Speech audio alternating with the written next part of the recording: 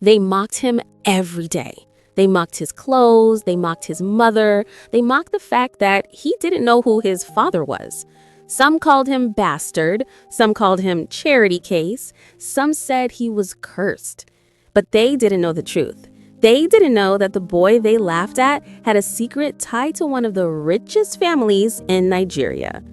They didn't know that one DNA test, one single result, would expose a billionaire's hidden past and turn the boy everyone insulted into the boy everyone feared.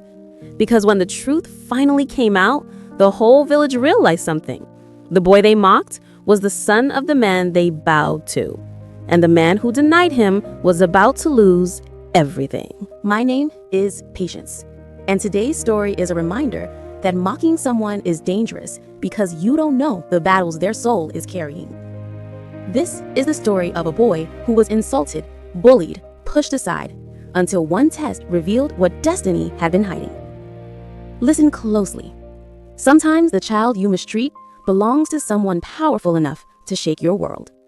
His name was Kelechi Obiora, a quiet 17-year-old boy living with his mother Amara in Umuogba, a small village in Imo State. He was tall, skinny, gentle, and always looked as if he was thinking. But poverty followed him like a shadow. His clothes were old, his slippers were worn out. His mother sold roasted corn by the roadside, and his father? No one knew, not even Kelechi. And in a village like theirs, that was enough of a reason for people to talk. Some students avoided him, others threw stones at him, but the worst of them all was Ebube, the rich boy whose father was the village hero, the same man the whole community respected like a king. Ebube always pushed Kelechi, insulted him, mocked him loudly in class. "At least I know my father. Kelechi, your papa fit be ghost." Everyone laughed. Even teachers pretended not to hear. Only one person defended him, Adaora, a brilliant girl who believed in fairness more than popularity. One afternoon, when Kelechi was crying behind the classroom, she approached him. "Kel, don't mind them," she whispered. "You're not what they say you are, you're more." Kelechi wiped his eyes. But deep down, he felt life had already chosen suffering for him. But everything changed the day he found the photograph. It was hidden inside an old metal box in his mother's wardrobe. A young Amara stood beside a tall, dark-skinned man wearing a suit. They were smiling. The man had the same broad shoulders Kelechi had, the same deep eyes, the same jawline. At the back of the photo was a name, Chief Emmanuel Okoye.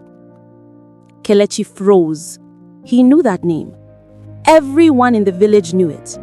The billionaire from Lagos, the man whose mansion they saw only in newspapers, the man whose companies fed thousands, the man Ebube's father always talked about with fear and respect. Kelechi ran to his mother, breathing fast. "Mama, who is this man?"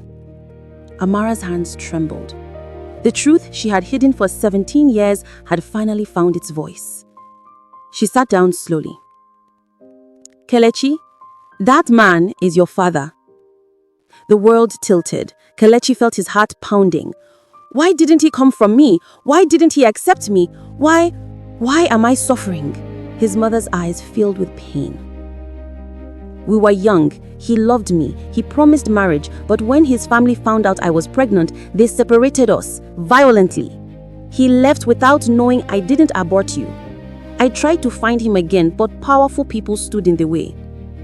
Kelechi dropped the photo and whispered, "Does he know I exist?"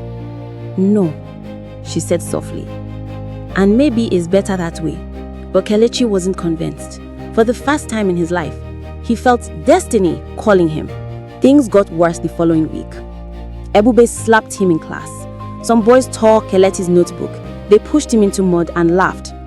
When he got home crying, his mother held him tightly. "My son, I didn't want this life for you." He looked at the photograph again.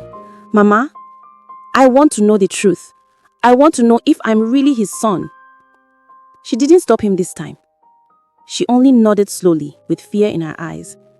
"Then we'll do it, but secretly."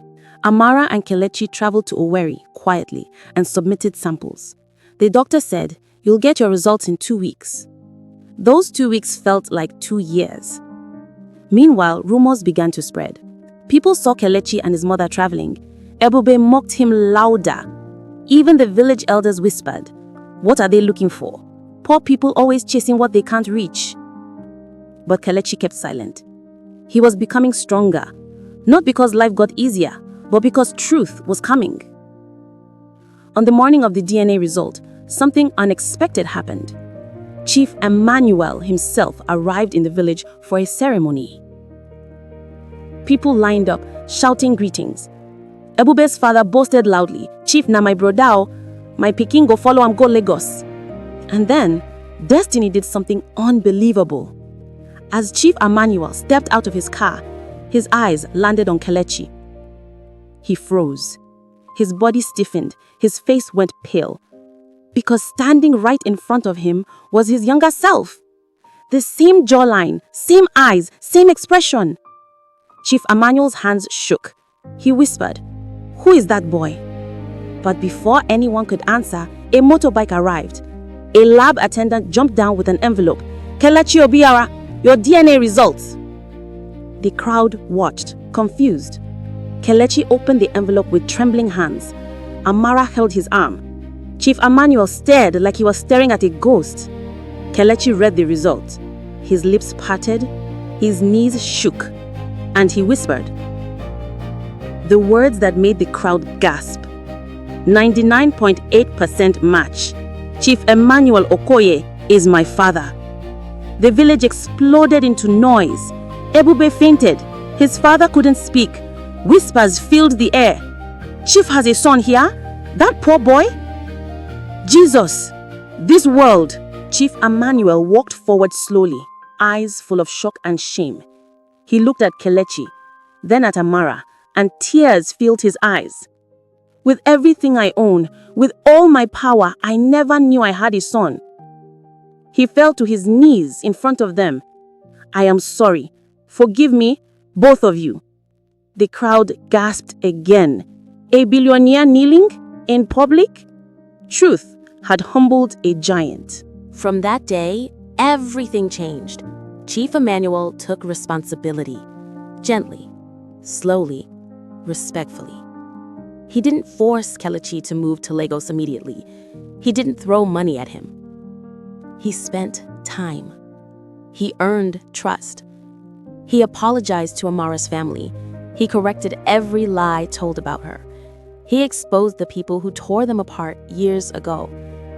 Kelechi's school fees were paid. His bullies apologized, especially Ebube. Opportunities opened, doors unlocked. But Kelechi didn't become arrogant. He remained humble, calm, thoughtful. The same boy who suffered, just wiser.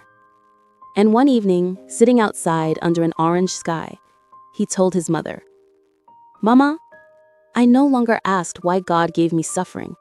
Now I know. The mockery prepared me for the truth." She held him tightly. "My son, your story has just begun." And in that moment, Kelechi realized something powerful.